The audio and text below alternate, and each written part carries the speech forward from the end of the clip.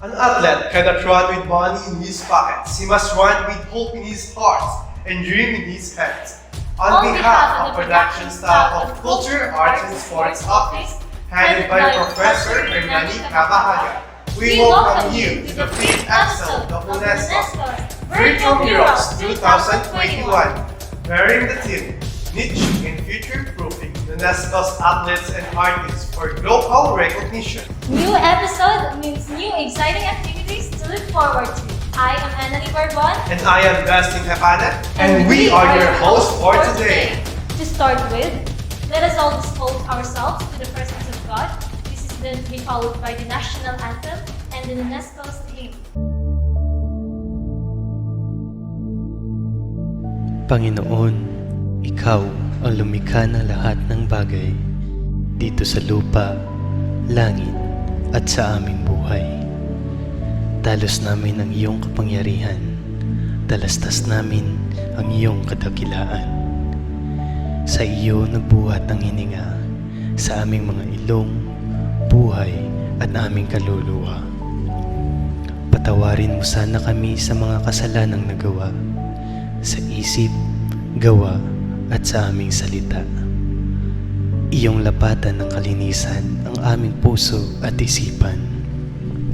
Maraming salamat po sa mga taong palaging nandyan, na sa hirap man o ginhawa ay hindi kami iniiwanan.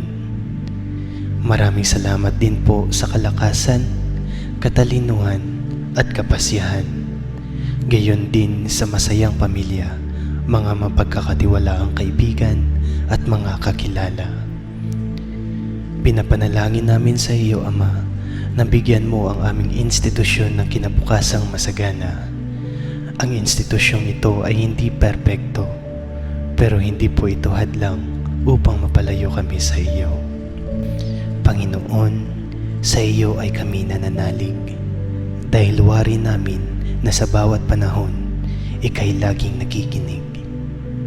Panginoon, gabayan mo po ang aming presidente, kasama na po ang mga vice-presidente, mga dekana at dekano, mga direktor, guro, tauhan at mga estudyante ng aming paaralan, na lahat ng mga gawain at plano ay upang mapabuti ang pangkalahatan. Ikaw lamang po ang may kapangyarihan na tustusan ang aming pangangailangan. Gabayan niyo po sila sa pagganap ng kanilang mga katungkulan. Pinapanalangin namin ito sa ngalan ni Jesus, na aming Panginoon, magpakailanman. Amen.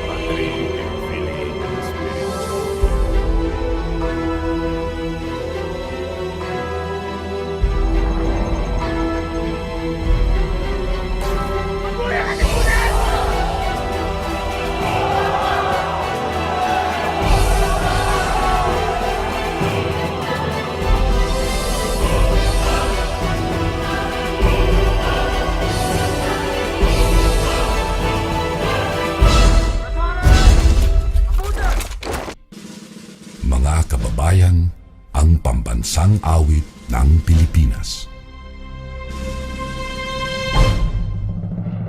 Kayang mag-iliw, kaya basta silanganan, alam ng puso, sa titik mo'y buhay.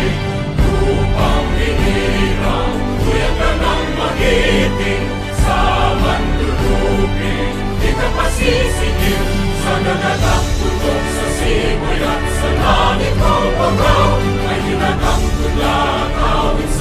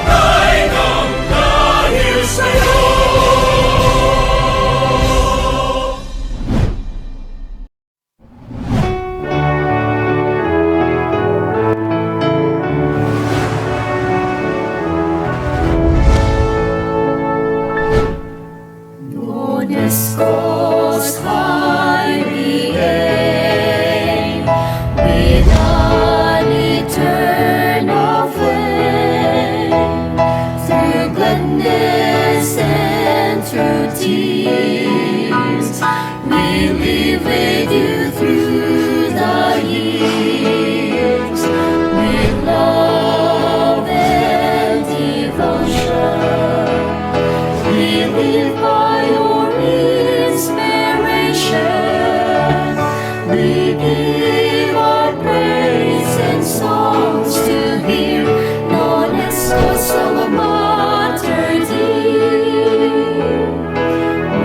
Wherever we may go, we still remember you,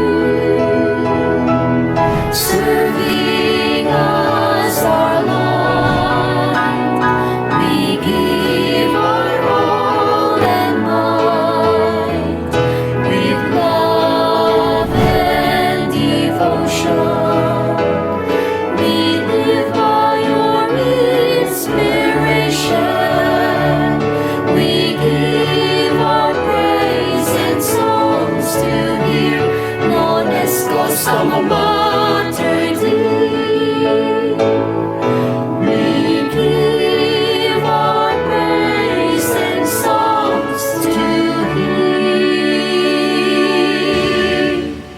Nonescost alma mater dear.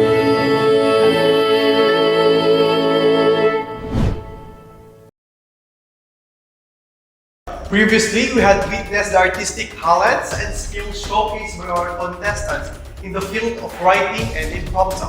Join us as we explore another episode of today's segment.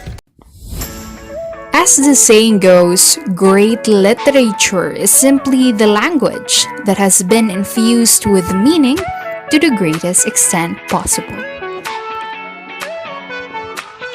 In episode 4, we explored the Filipino literature competition. The submissions were also judged in the Nonescost main campus function hall. Mr. Dastin Hipana and Miss Annalie Bourbon anchored this episode. The first one was Pagkukwento, in which students demonstrated their skills in interactive art of revealing the elements and pictures of a story while stimulating the listener's imagination.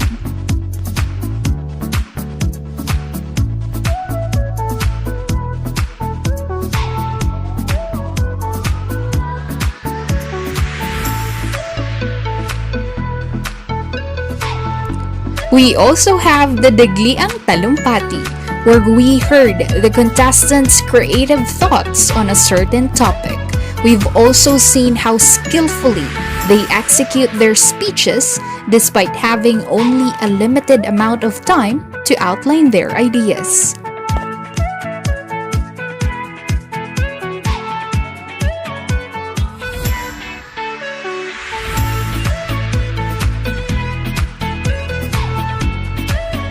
We also have the pagsusulat ng sanaysay. Here, the contestants were able to express their opinions in a creative manner.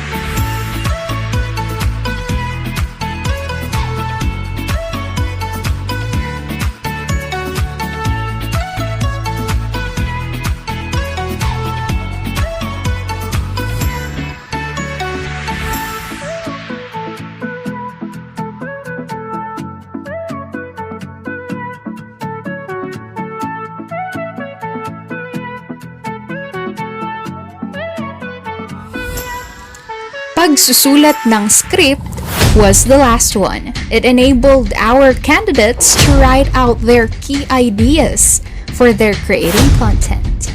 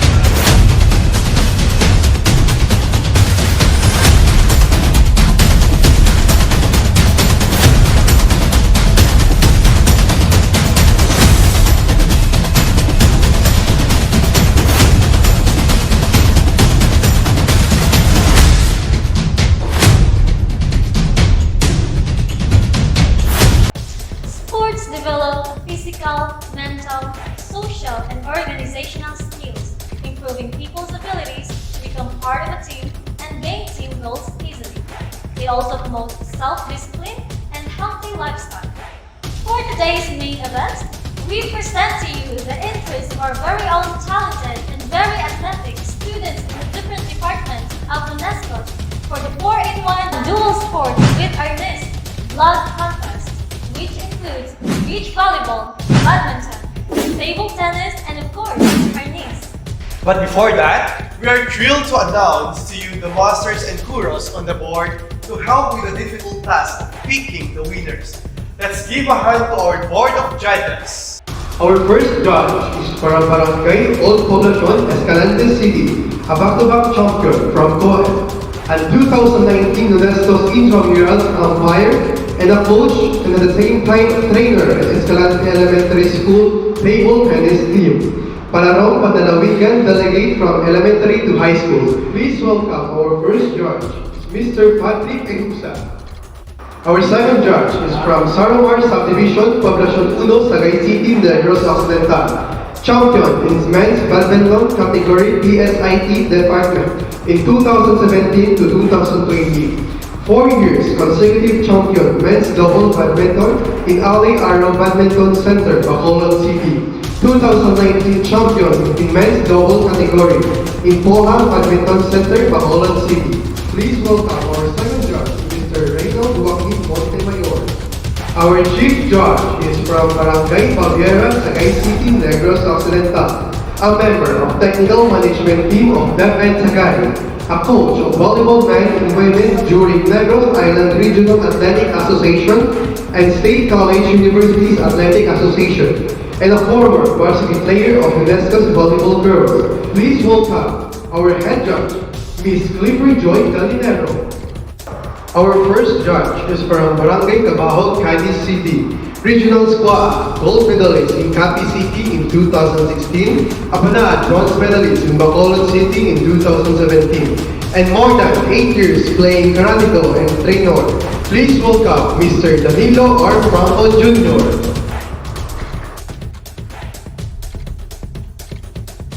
Our second judge is from Barangay Paraiso, Sagay City, a World Championship gold medalist in Anyo, Palawan in 2010, a BS Criminology graduate at Nonescost, and more than 11 years playing Arnis and a trainer. Please welcome our second judge, Mr. Judy Arnis. And our chief judge is from Barangay Tatlong, Sagay City, an 8 years coach in Arnis of DepEd, and a teacher one in Hatio Elementary School, and a grandmaster in Arnis, Golden Kapagong International, Sagay Chapter. Please welcome our chief judge, Meljun Nupapol.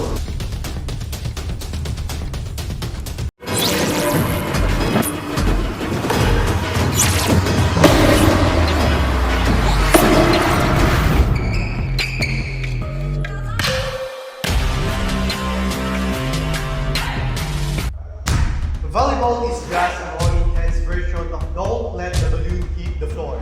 At this moment, we will be witnessing the culture and history of beach volleyball. Let the competition begin.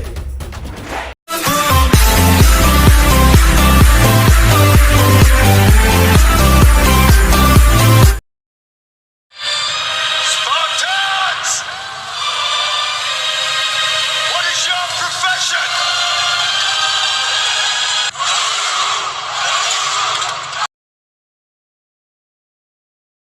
Beach volleyball history. Usually played, as its name implies, on a sand court with 2 players per team, was introduced in California in 1930. The first official beach volleyball tournament was held in 1948 at Will Rogers State Beach in Santa Monica, California, and the first FIVB sanctioned world. The game of volleyball, which gave root to beach volleyball, is invented in 1895 by American William G. Morgan, the physical director of the Holyoke YMCA. The rules of the beach volleyball. The best of 3 sets played between the players. In each set, a maximum of 21 points can be scored by a team to win the match. If the match is moved to the third or the deciding set, then the maximum points are reduced to 15 instead of 21. Open hand touches are not allowed in beach volleyball.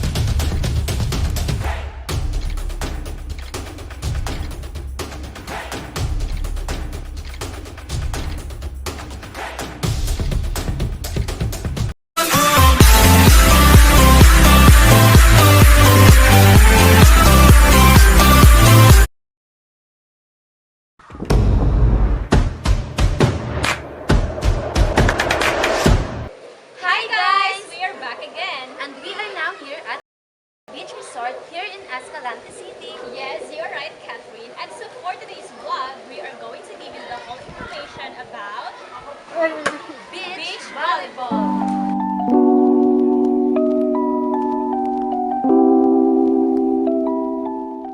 So you know guys, in beach volleyball, it is played by two teams composed by 6 members and a sand divided by a net. Yes, that's true, guys. Just like in indoor volleyball, they just need to send the ball over the net and to ground it to the opponent's side for them to gain score. Yes. And now we are heading to the playground. Yes, and so when I was, remember, Catherine, I was also a volleyball player when I was in elementary, and my teacher said that I am Wow, one of the really? best. Yes, of Oh my course I god. am. By the way, guys, as you can see, there are two players in every team, and based on my research, guys. Whoa, whoa. So we have a researcher now, huh? Oh, Oh, thank you. thank you, Diane. But by the way, guys, as you can see, we are going to wear this facial right now because earlier I wasn't able to wear this because as you can see, there is no people right here, just me, Kath, also my videographer and my team. But you have nothing to worry about, guys, because we already had our swab result and it is already negative. And aside from that, we are already fully vaccinated against COVID-19, right, Kath? Yes, of course, we need to follow the protocols for us to be safe. Yes, you're correct. Back to the topic. Okay, we need to have a background knowledge about beach volleyball game. Okay, guys, so while they are preparing, let's have first go back to the history. And based on my research, Paul Pablo Johnson credited the concept of modern two-man volleyball game. It was summer in 1930 where that time while they were waiting for the players to show up for the six-man game at the Santa Monica Athletic Club. Oh yeah, and also I remember when I was in high school, Kath, we had a topic about the history of beach volleyball. It was Johnson who decided to try playing with only the four people present and forming to two-man teams for the first recorded beach volleyball double games, and that was in Santa Monica, California. And after that, the beach volleyball became famous. Okay, guys, the game is going to start.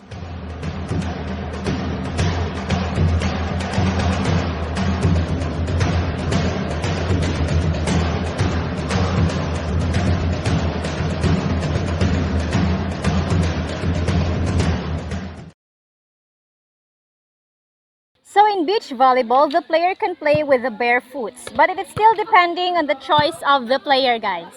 So as you can see over there, the score, guys, that is very interesting score. Now in the game, there are three sets, and the first and second set, the score must 21 points to win the match. And if the match is moved to third set, or they always say the deciding part, they reduce it to 15 scores only.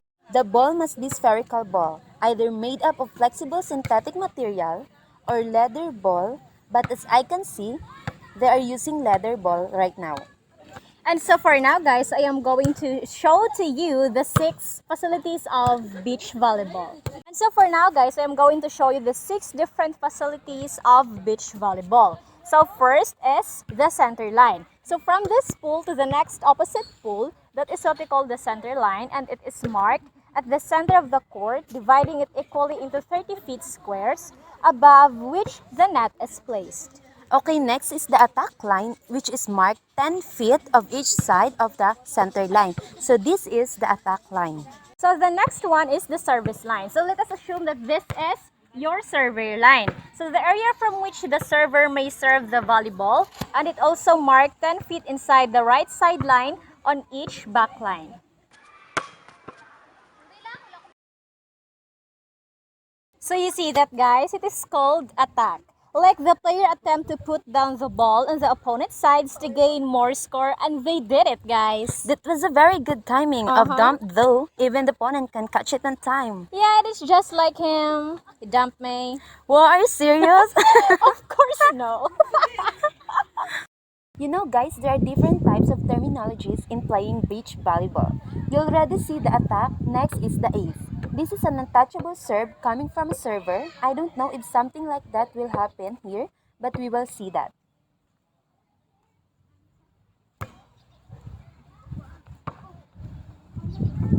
So that is ace. First is dig, block, attack, dink. Dink is not allowed in beach volleyball. There are 4 easy skills to consider. Number 1 are passing, which is to pass the ball to your partner to hit. So the second one is serving. One player must serve the ball to start the game. Next is dig. The most exciting part in the game is to dig the ball by the player to catch it. Did you see that, guys? The ball was too close to the sand, but the player got it in time. So that's all for today's vlog, guys, and we are hoping that you enjoyed our video. And I hope that you learned something from us. Bye-bye!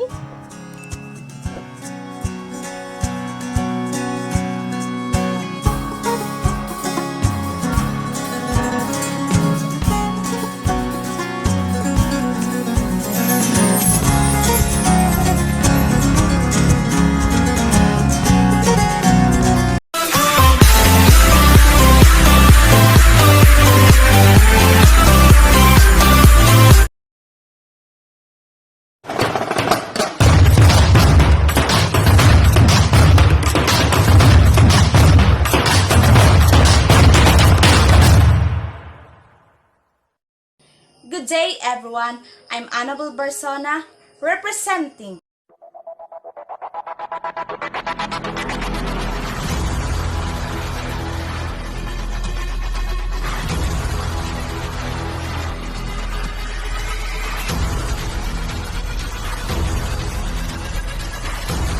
beach volleyball game, men and women.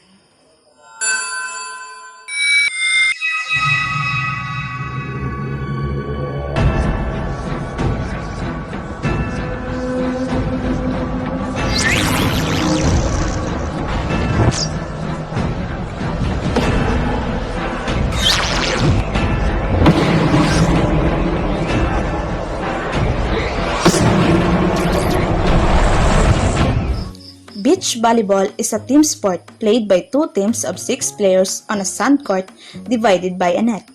Similar to indoor volleyball, the objective of the game is to send the ball over the net and to ground it on the opponent's side of the court. Each team works in unison to prevent the opposing team from grounding the ball on their side of the court. The history of beach volleyball is a variant of indoor volleyball, which was invented in 1895 by William J. Morgan. Beach volleyball most likely originated in 1915 on Waikiki Beach in Hawaii at the Outrigger Canoe Club. According to a 1978 interview of an Outrigger Canoe Club member, George David Dodd Center put a net up there and the first recorded game of beach volleyball took place. In 1920, New Jetes in Santa Monica, California created a large sandy area for public enjoyment. This planted the seed for beach volleyball development in that region. The first permanent nets began to appear and people soon began playing recreational games on public parts of the beach and private beach club. The rules of beach volleyball. The best of 3 sets play between the players. In each set, a maximum of 21 points can be scored by a team to win the match. If the match is moved to the third or the deciding set, then the maximum points are reduced to 15 instead of 21. Teams are allowed up to 3 touches to return the ball across the net, and individual players may not touch the ball twice consecutively except after making a block touch. Making a block touch leaves only 2 more touches before the ball must be hit over. Beach volleyball equipment: backpack, court boundary lines, hat, knee pads, net, outdoor athletic clothing, palm protectors, referee stand, referee whistle, sand sacks, scorecard flipper, sunglasses, towel, volleyball, water bottle. Different terminologies of beach volleyball. Ace: serve ball that lands within the playing boundaries. Bump pass: technique of playing the ball. Bump sit: forearm pass used as a set.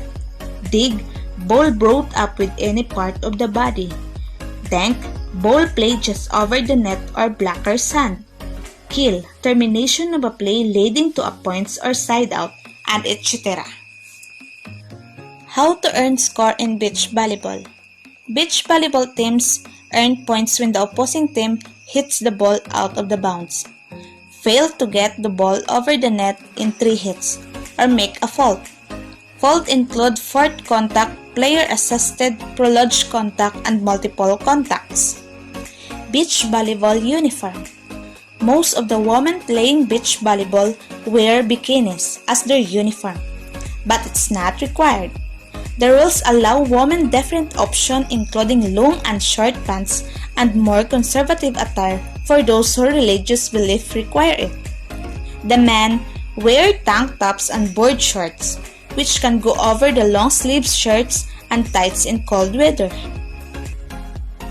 Athletes can learn a lot by playing the game of beach volleyball. Once again, I'm Annabel Barsona. Have a nice day, everyone. God bless. Bye! Alright, so guys, the result is finally here. And congratulations to the top 3 winners of our beach volleyball vlog contest. Good day. I would like to present the winner of the sports vlog contest. For beach volleyball vlog contest, second runner-up goes to College of Nursing and Allied Health Sciences. First runner-up goes to College of Criminal Justice Education.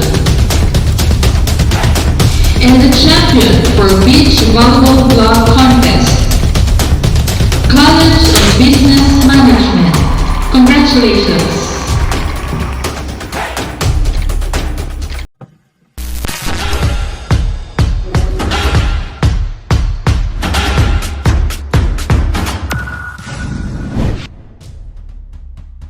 Alright, we are down to the third version of our event, the table tennis flag contest.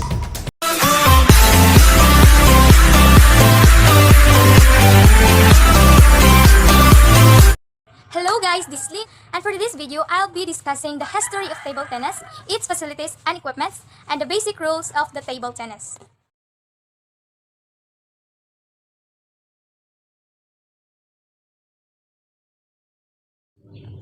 Table tennis is a relatively new sport. It was first conceived by a British officer in 1881. He used a dining table and filed a set of books of the table. Evolved along with the badminton and lawn tennis in 1880s. Changes started in 1900s when celluloid ball was used and name changed to ping pong due to sound of the ball. In 1901, the game was also known as whiff-waff, flim-flam, and gozima. The game was lost its popularity in 1904 because the cost of the racket and the ball went high. When it regained its popularity in 1922, different national associations were formed in 1926, one of which was the International Table Tennis Federations, an ITTF, which was established in Berlin.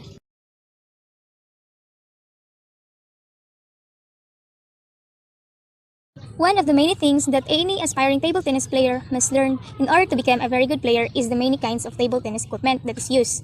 Basically, there are 4 pieces of equipment that are used, and that include the ball, the racket or paddle, the table, and the net. One of the most crucial table tennis equipment to play a ping pong table game is the ball. Ping pong table ball is made with celluloid or another plastic. The celluloid composes of nitrocellulose and camphor that is produced in a sheet and soaked in a hot alcohol solution until it is soft and easy to play with. The unit are small celluloid balls that are often colored white or orange.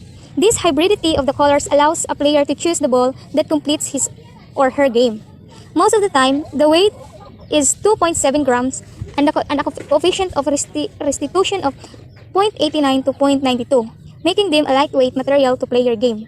Also, you enjoy these balls in different materials that are sturdy and make the ball durable. Another vital table tennis equipment to play with is the racket or paddle. This unit is used to hit the ball back and forth on the table, although it has a similar look with the ones used in a lawn tennis. This model is smaller and is made of different materials. Meanwhile, it is essential to consider the material in which the 2 units are made. This factor affects the force that is applied by the player. Therefore, ping pong table players must choose the models made with high-quality material to enjoy the table tennis game. Another essential type of table tennis equipment is the net and post. Although these units enjoy little or no attention, a ping pong game cannot be played without the availability of these units. While some players purchase these products alongside the table, others get it with rackets, and some acquire it separately. The net and post are perfect units for tables with a thickness between 16 to 25 mm. The net should be made with high-quality material not only to ensure that it lasts for years, but also to facilitate competitive play. The list of the basic types of table tennis equipment would be incomplete without the table tennis table.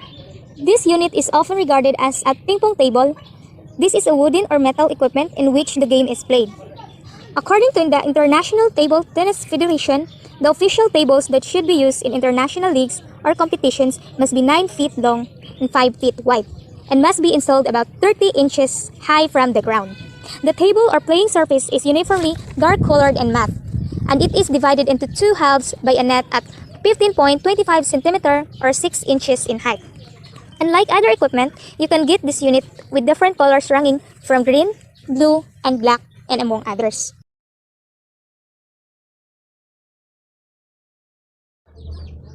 The aim of the game is simple. Hit the ball over the net onto your opponent's side. A point is won by you if your opponent is unable to return the ball to your side of the table, or if they hit the ball before it bounces on their side of the table. The winner of the game is the first 11 points. There must be a gap of at least 2 points between opponents at the end of the game. So if the score is 10-10, the game goes into the extra play until one of the players has gained a lead of 2 points. The point goes to the player who successfully ends a rally, regardless of who has served. Service must be diagonal from the right half court, marked by a white line, to the opponent's right half court. In doubles, you should alternate hitting the ball with your partner. So for example, A1 serves the ball to B1, who returns the ball. A2 then hits the ball and B2 returns this. A1 hits and B2 returns, and A2 hits and B1 returns, and so on. The ball must first bounce on your side and then in your opponent's. Your opponent must allow the ball to hit their side of the table before trying to return this. The ball must pass cleanly over the net if it clips the net and goes it over. It is a let, and then the serve is retaken. If it hits the net and doesn't go over, the point goes to the other player or team. There are no second serves. So that will be all for today, and hope that you've learned a lot from this video.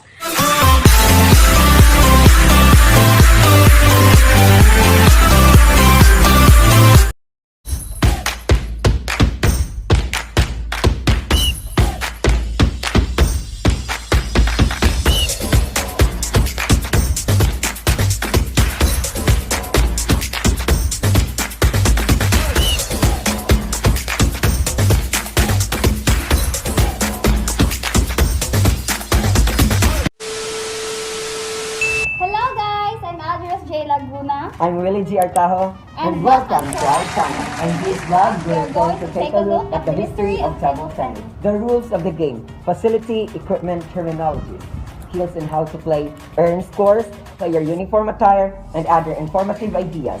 If you guys find it captivating, just keep on watching. And without further ado, let's get started. The history of table tennis. Table tennis was invented in 1880s Victorian England. It was an adaptation of the popular game lawn tennis as a way of continuing to play inside during the winter when it was too cold to play outside. David Foster of England introduced the first action of game tennis on a table in 1890, and the founding father of table tennis is Ivor Montagu.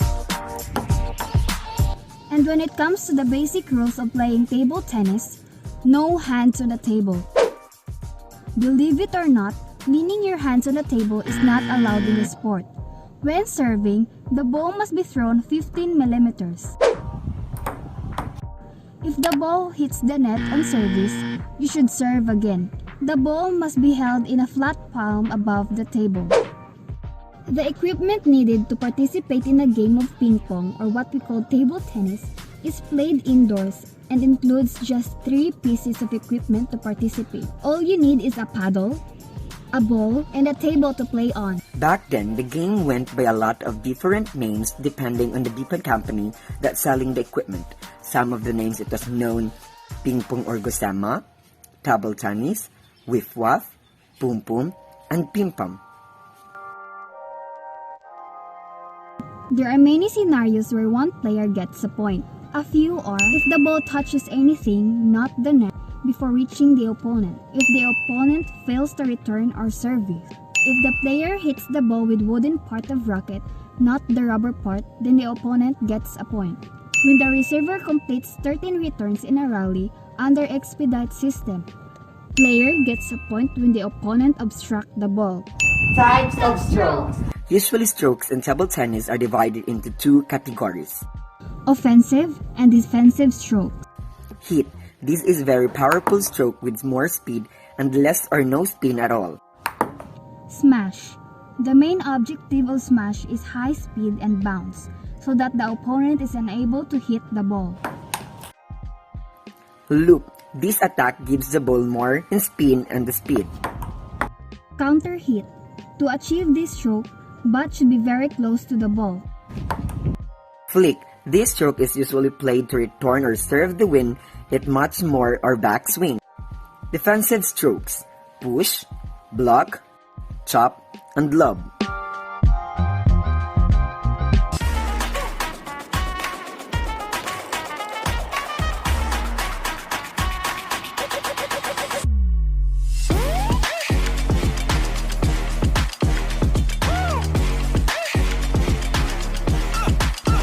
And thank you everyone for watching. We hope that you learned something new from this video. And if you find it helpful, please share to your friends and family members. And don't forget to like and subscribe so that you guys don't miss any of our videos. And click thumbs up to show your support to our channel.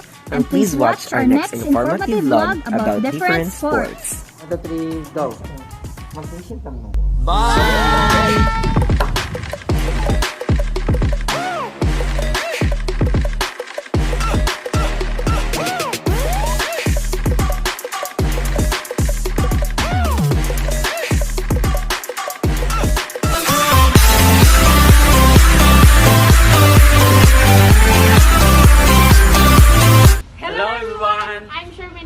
And I'm Oji Lansangan. And we are from the College of Criminal Justice Education.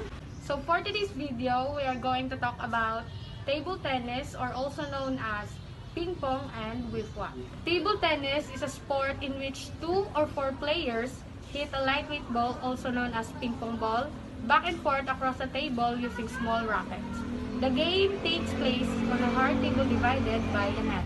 But where does this sport table tennis originated? The sport originated in Victorian England, where it was played among the upper class as an after-dinner parlor game. It has been suggested that makeshift versions of the game were developed by British military officers in India around the 1860s or 1870s, who brought it back with them. A row of books stood up along the center of the table as a net. 2 more books served as a racket and were used to continuously hit a golf ball. The name ping pong then came to describe the game played using the rather expensive jacks equipment, with other manufacturers calling it table tennis. The equipment used in playing table tennis are the table, the net, the racket, and the lightweight ball, or also known as the ping pong ball. The table is 9 feet long, 5 feet wide, and 2.5 feet high. The playing surface is uniformly dark-colored in mat, divided into 2 halves by a net at 6 inches in height. In table tennis, players are equipped with a laminated wooden racket with a rubber on 1 or 2 sides, depending on the grip of the player. The wooden portion of the racket, often referred to as the blade. According to the ITTF regulation, or International Table Tennis Federation's regulations, at least 85% of the blades by thickness should be of natural wood. Average size of the blade is about 17 centimeters long and 15 centimeters wide, although the official restrictions only focus on the flatness and rigidity of the table itself. These dimensions are optimal for most play styles. How does table tennis played? According to ITTF Rule 2.13.1, the first service is decided by lot, which is normally tossing a coin. It is also common for one player to hide the ball in one on the other hand, usually hidden under the table, allowing the other player to guess which hand the ball is in. The correct or incorrect guess gives the winner the option to choose the serve, receive, or to choose which side of the table to use. Serve is commonly done like this, by tossing the ball directly upward without spin at least 16 cm high. The server strikes the ball with the racket on the ball's descent so that it touches first his court and then touches directly to the receiver's court. Table tennis is usually played by having 2 members in single game and 4 members in doubles. The different types of grips and hold, usually done like this. The shake hand grip, usually done like this. For hand and backhand. Offensive strokes. First, the hit or also known as the speed drive, and it is usually done like this or this. Second is the loop. It is essentially reverse of the chop. Third is the counter hit. It's usually a counter attack against drives, normally high loop drives. Fourth is flip. It is not a single stroke and can resemble either a loop drive or a loop in its characteristics. Lastly, the smash. It is executed when the opponent has returned a ball that bounces too high or too close to the net. Defensive strokes. First is the push. The push or slice in Asia is usually used for keeping the point alive and creating offensive opportunities. And it is usually done like this. The second is the chop, defensive backspin counterpart to the offensive loop drive. Third is the block, executed by simply placing the racket in the front of the ball right after the ball bounces. Lastly, the lob. The stroke itself consists of lifting the ball to an enormous height before it falls back to opponent's side of the table. That's it for today's video. I hope you learned And enjoy! Keep safe, and thanks thank for you for watching. We are proud to announce the winners and congratulate the participants for the Table Tennis Vlog Contest. Winners for the Table Tennis Vlog Contest. Second runner-up, College of Business Management. First runner-up, College of Criminal Justice Education. And the champion, College of Education. Congratulations.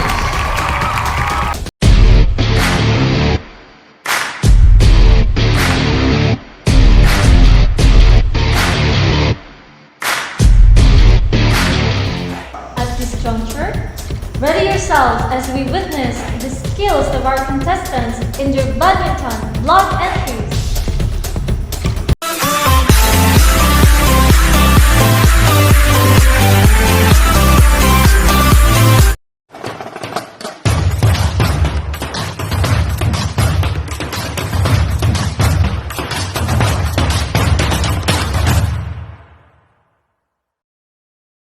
Good day, everyone. I'm Asia L. Dimasuay.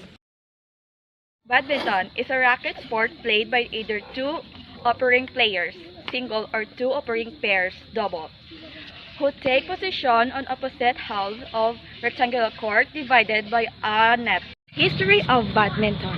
In 1873, the Duke of Beaufort brought Pona to England and began to play on his country estate in badminton.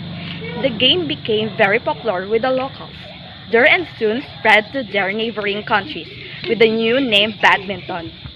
The IBF, or International Badminton Foundation, formed in 1934. Badminton became an Olympic sport in 1992. The rules of the game. A matching consists of the best of 3 games of 21 points. The player pair winning a rally adds a point to its score. At 20 all, the player pair which first gains a 2-point lead wins that game. At 29 all, the side scoring the 30th point wins that game. The player pair winning a game serve first in the next game. A badminton match can be played by 2 opposing players, singles, or 4 opposing players, doubles. A competitive match must be played indoors utilizing the official court dimensions. A point scored when the shuttlecock lands inside the opponent court or its return shuttlecock hits the net or lands outside of the court. The player will lose the point. At the start of the rally, the server and the receiver start in diagonally opposite service courts. A legal service must be hit diagonally over the net and across the court. A badminton serve must be hit underarm and below the service waist high with the racket shaft pointing downwards. The shuttlecock is not allowed to bounce. After a point is won, the players will move to the opposite serving stations for the next point. The rules do not allow second service. During a point, a player can return the shuttlecock from inside and outside of the court. A player is not able to touch the net with any part of their body or racket. A player must not be deliberately distract their opponent. A player is not able to hit the shuttlecock twice. A let may be called by the referee if an unforeseen or accidentally issue arises. A game must include 2 rest periods. These are a 90-second rest after the first game and a 5 minutes rest after the second game.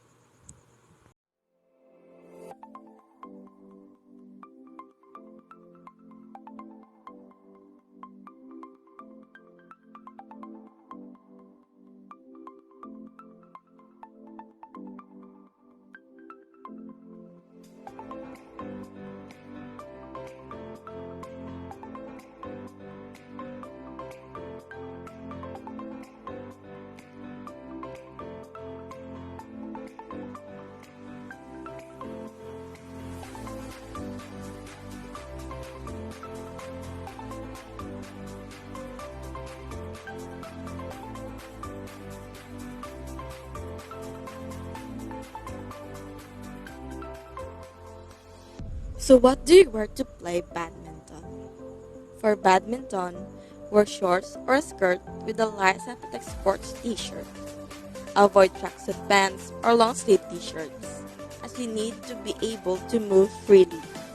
Avoid cotton materials for any of this. If you're going to play regularly, then have a pair of quality badminton shoes in your bag. Let's move to socks. Good quality socks are often overlooked for sports, but they can be the difference between a comfortable, enjoyable playing experience and a blister pro nightmare that can wear out your socks before you know it. Light, breathable, and freedom to move. Avoid cotton. After that, you must likely have general sports gear like shorts, skirts, and t-shirts, which are most likely fine for badminton. Just make sure they're made of breathable materials and avoid cotton as it will absorb sweat. Wearing a sweaty cotton t-shirt while playing badminton is not pleasant. Shoes. I would say that if you're just starting out playing and don't have badminton shoes, then don't worry. Use basketball, squash, or general indoor sports shoes. It's better to have a pair of badminton shoes that you use just for badminton that you don't wear outside. That will be all. Thank you and keep safe.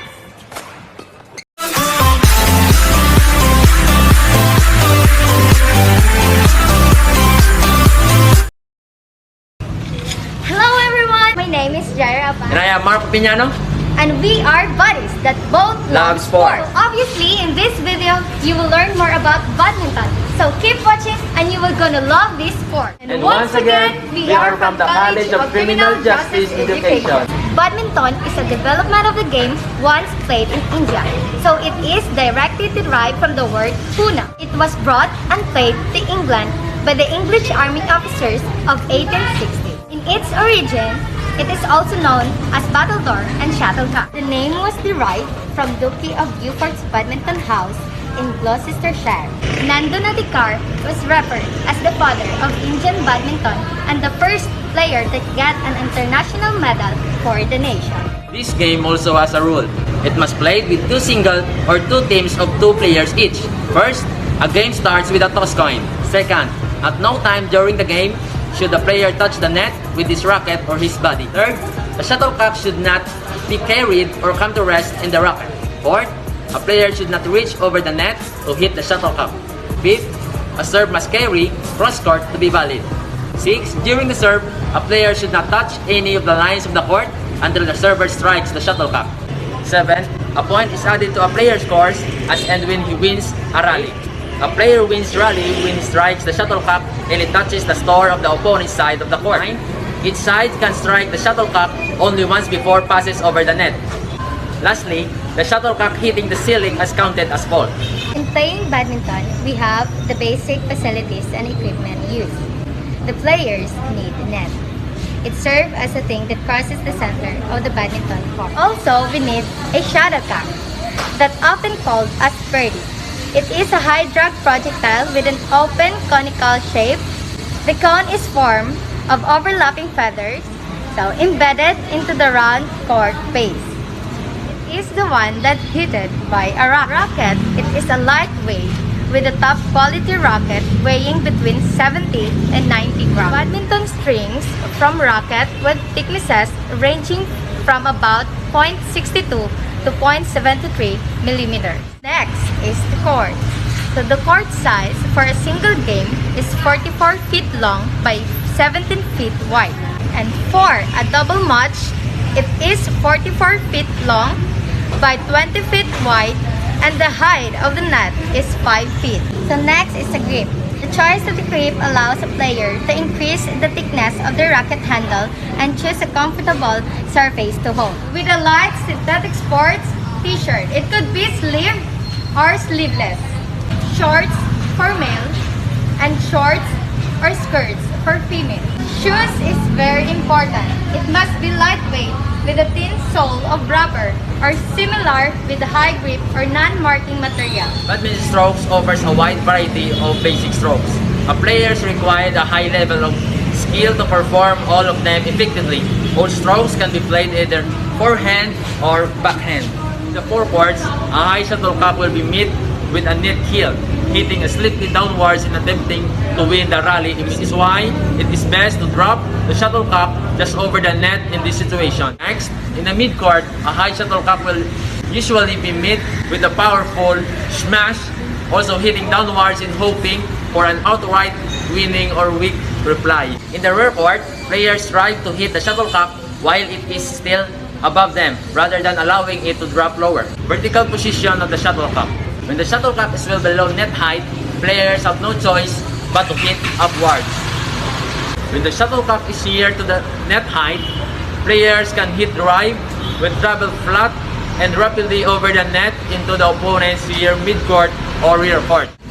So in scoring, each game is played to 21 points, with players scoring a point whenever they win a rally, regardless of whether they serve. A match is the best of 3 games. If the score ties at 20 all, then the game continues until the one side gains a 2-point lead, except when there is a tie at 29 all, in which the game goes to a golden point of 30. Whoever scores this point wins the game. In subsequent games, the winners of the previous game serve first. The matches are best out of 3.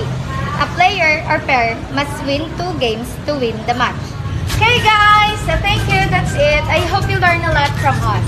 I hope you enjoy. See you in our next video. And here are the top 3 winners of the badminton vlog contest. The winners for the badminton vlog contest. First runner-up goes to College of Business Management. And the champion, College of Criminal Justice Education. Congratulations.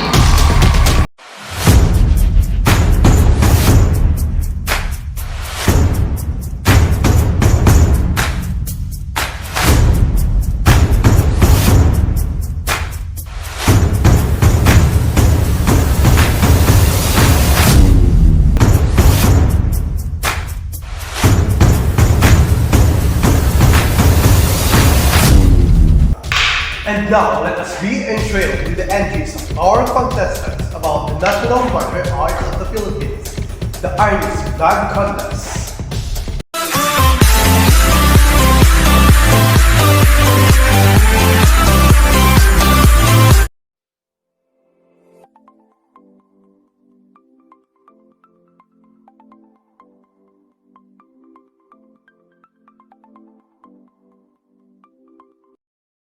So today, we're going to discuss about the Arnis sport.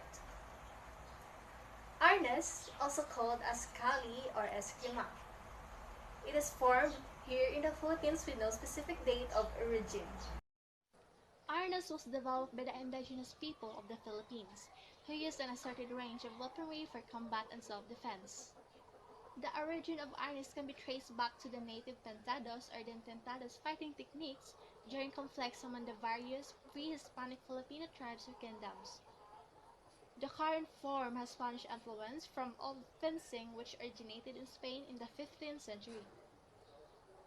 The The founder of Arnis is Rumi Amador Presas, a teacher in martial arts. Giving you the rules of the game: no punching, kicking or takedowns permitted, no contact to the back. The format of Arnis stick fighting is continuous. Referee stops and starts the fight if one or both competitors fall on the ground, one or both weapons fall on the ground, or one competitor grabs the handle and takes away the opponent's weapon. Equipments. All participants must take provisions for the required weapons and equipments. Wear headgear and armored gown. Protective full-fingered gloves or stick fighting gloves. Elbow pads, forearm pads, knee pads, protective cuff, and shoes are mandatory. T-shirts, pants, or shorts, and rattan sticks. Moving on in the terminologies of Arnis.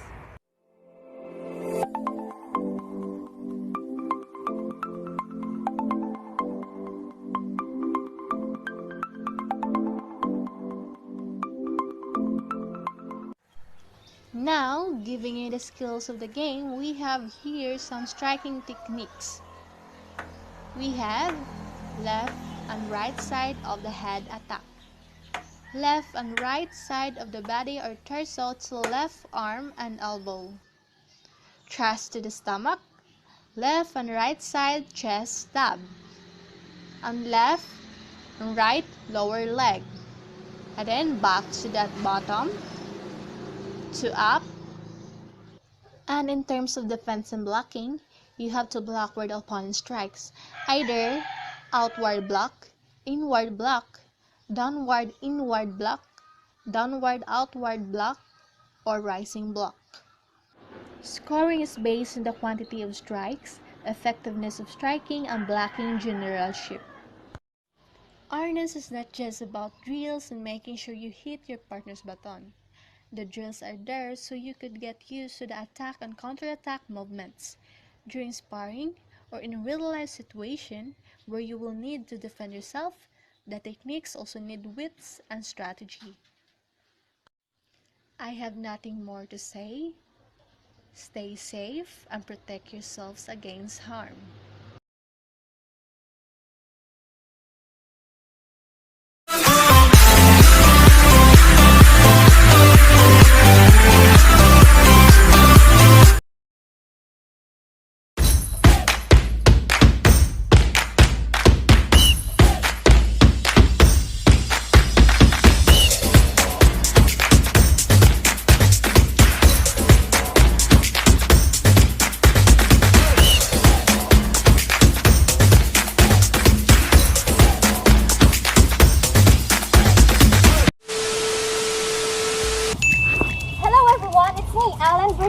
And RJ's Lawrence Rashun.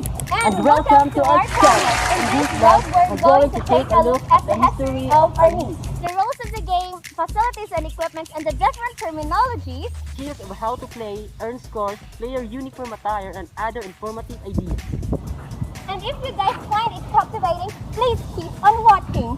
And without further ado, let's get started. The origin of Arnis can be traced back to native Pentados or Dententados, fighting techniques during conflicts among the various pre-Hispanic Filipino tribes or kingdoms which originated in Spain in the 15th century and was developed by the indigenous population of the Philippines who used an assorted range of weaponry for combat and self-defense. Modern Arnis is founded by the late Remy Presas. His desire to reinvigorate interest in his country's traditional martial art grew over time. Rules of the engagement.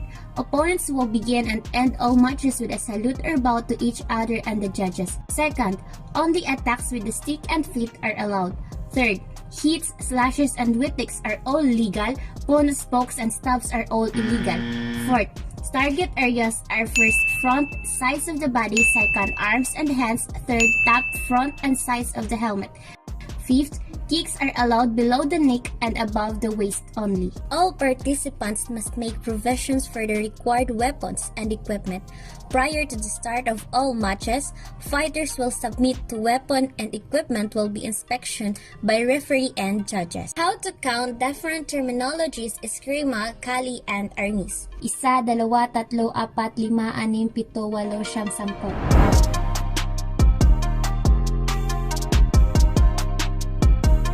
Skills of the game like how to play, attack, defense, earn scores, etc.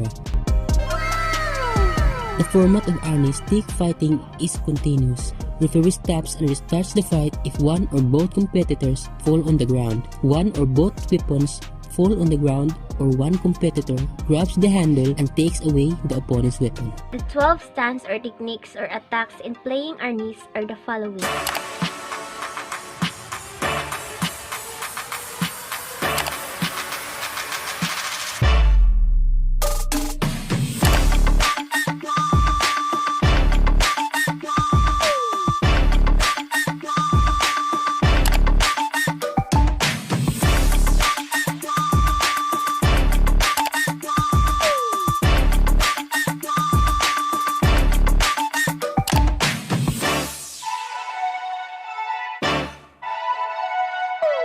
The scoring system in Arnis. The scoring system in Arnis is that the winner of the round is always awarded 10 points, while the loser is from 7 to 9 points. This uniform is based on the uniform of the Katipuneros, revolutionary fighters who sought freedom from Spanish colonizers. Red means bravery and white means purity of heart. And now we will show you a clip on how to execute the movements of Anyo.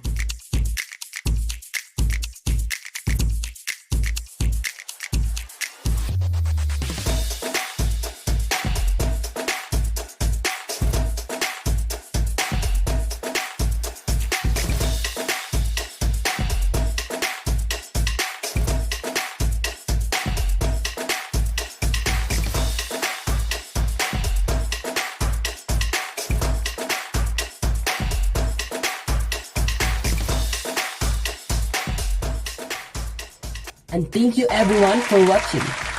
We hope that you learned something new from this video, and if you find it helpful, please share to your friends and family members. And don't forget to like and subscribe so that you guys don't miss any of our videos. And click thumbs up to show support to our channel. And please watch our next informative vlog about different sports. Bye-bye!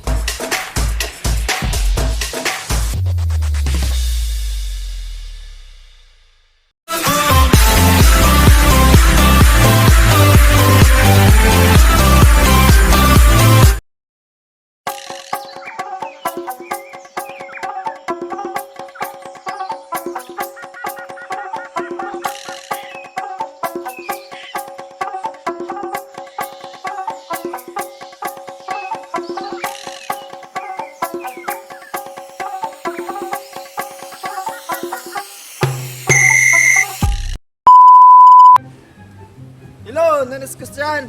My name is Arnel Togue and this is my partner.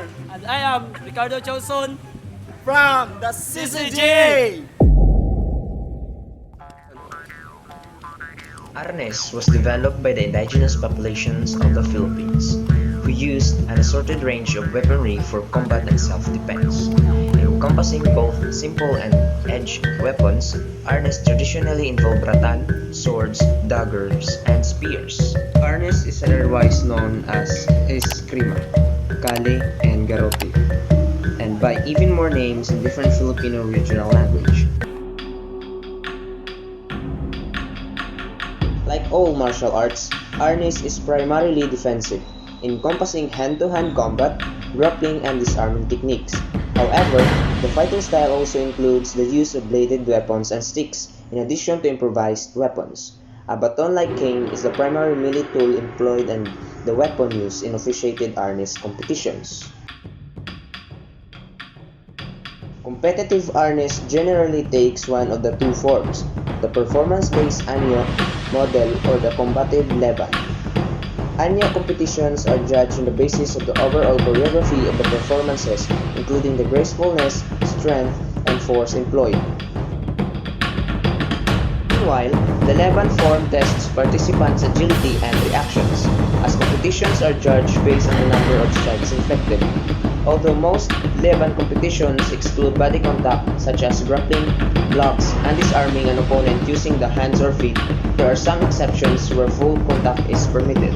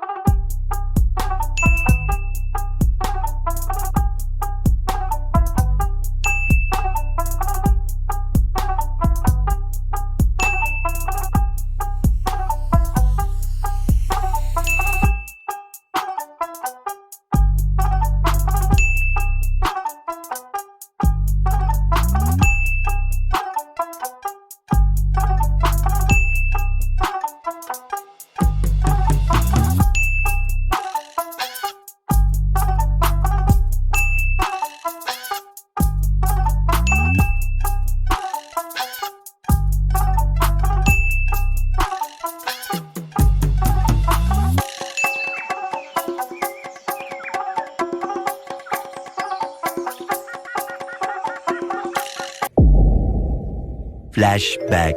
Israel Takoge, and this is my I am Ricardo Chosun. This is my partner. I am Ricardo Chosun. Pare, mahal mo raw ako.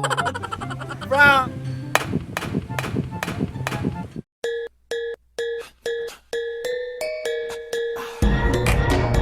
End of flashback.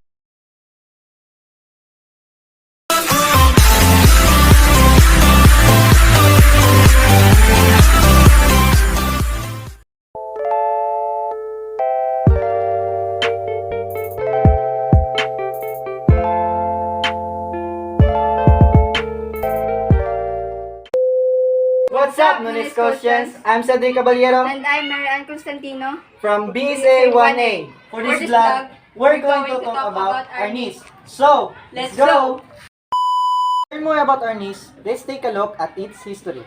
This is also known as Eskrima, Kali, and Garote, developed by the indigenous population of the Philippines, who used an assorted range of weaponry for combat and self-defense. It came from the word arnis, which means armor in Old Spanish. In 1966, Rene Presas, the founder of modern Arnis, began to develop his own system which he called Modern Arnis, and was introduced in 1969 to some public and private schools. Some of the famous contributors are Inosanto Bruce Lee, Dionisio Cañete, Cacoy Cañete, and many more. And now that we already knew the history of Arnis, let's move on to the rules of the game. Arnis have several game rules. First, no punching. Second, no kicking.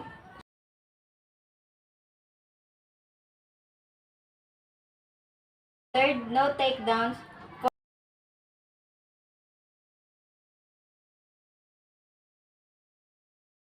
Fourth, no contact to the back. Fifth,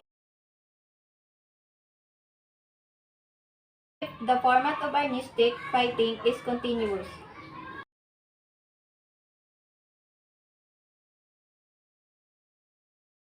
Lastly, only referee stops and restarts the fight.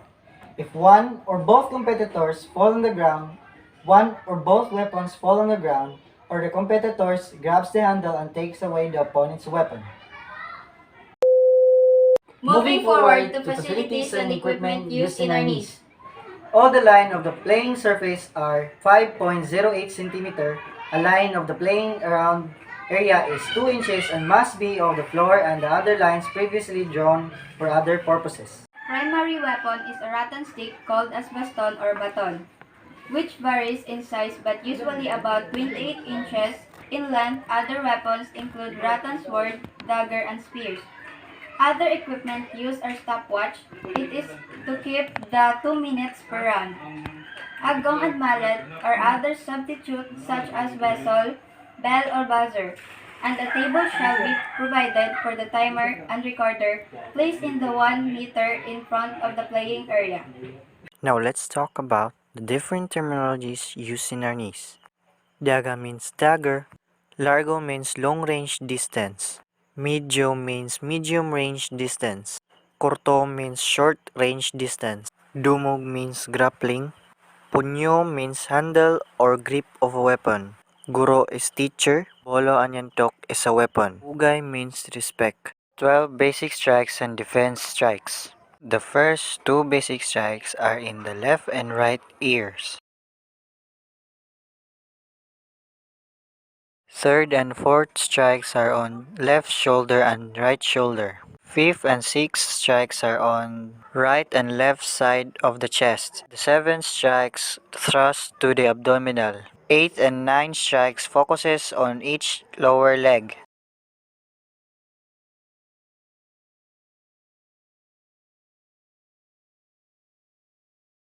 Tenth and 11th strikes focuses on left and right eyes. The last basic strikes focuses on the crown of a person. I hope you all have learned Arnis from this vlog. Please leave a like, comment, and share this video for more sports vlogs.